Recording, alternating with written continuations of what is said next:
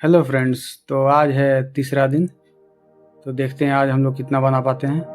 फिलहाल क्योंकि ये रियलिज़म है तो ऑब्वियसली एक एक चीज़ बनाने में बहुत टाइम लग जाता है।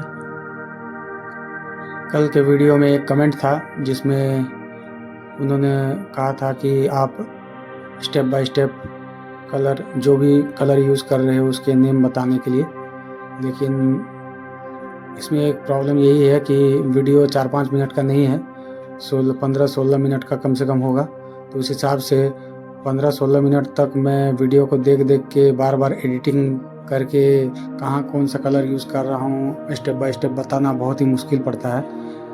तो रियल टाइम डेली एडिटिंग के लिए इतना समय नहीं मिलता है कि मैं कर पाऊँ उस तरह जिस तरह वो बोल रहे थे। तो ये आप लोगों को ही डिसाइड करना पड़ेगा पॉज करके। जब मैं कोई भी कलर यूज़ कर रहा हूँ तो उस समय पॉज करके देखना पड़ेगा, अंदाज़ा लगाना पड़ेगा कि कौन सा कलर यूज़ किया जा रहा है इसमें।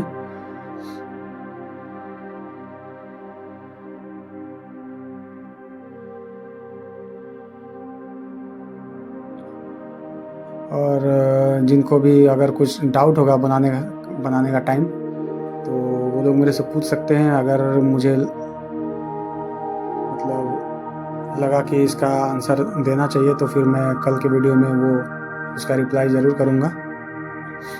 और देखते हैं आज कितना बना पाते हैं। फ़िलहाल मैं आप लोगों से यही उम्मीद करूँगा कि इतना मेहनत से जब मैं वीडियो बनाता हूँ तो आप लोग कम से कम एक लाइक या कमेंट कुछ तो कर ही सकते हैं।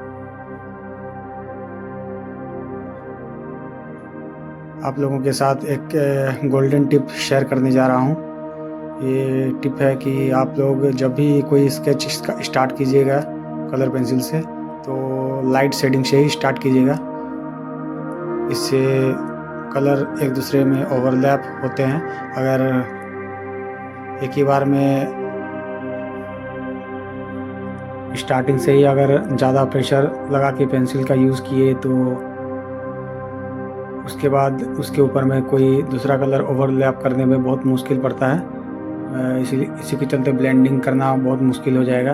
तो जब तक आपको क्लियर ना हो जाए, कंफर्म ना हो जाए कि हाँ अब जो है कलर लगभग एग्जैक्ट मैच कर गया है, और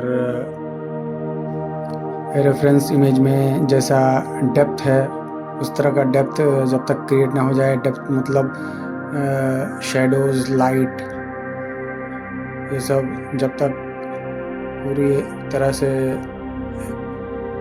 क्रिएट ना हो जाए तब तक आप लोगों को पेंसिल लाइटली ही पेपर के ऊपर चलाना चाहिए। फ़िलहाल ये जो आइवरी शीट यूज़ कर रहा हूँ तो आइवरी शीट के दो साइड्स होते हैं। एक साइड थोड़ा सा रफ़ सरफेस होता है और दूसरा साइड प्लेन होता है। तो रफ़ साइड से बनाने से थोड़ा टेक्सचर मिलेगा ड्राइंग को। फ़िलहाल ये जो रोनाल्डो का ड्राइंग है इसमें मैं प्लेन साइड में बना रहा हूँ, इसलिए इस ड्राइंग में उतना टेक्सचर नहीं मिलेगा, थोड़ा प्लेन ही दिखेगा। लेकिन अगर आप लोग डेप्थ ठीक से अगर क्रिएट कर पाए, लाइट और डार्क एरियाज़ पे को अच्छा से समझ के कलर किए तो ऑब्वियसली आपका स्केच फिर भी बहुत ही अच्छा लगेगा।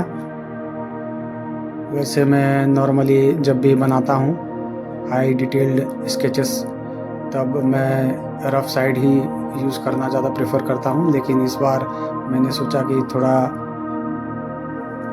इस बार प्लेन साइड में ही बनाता हूँ।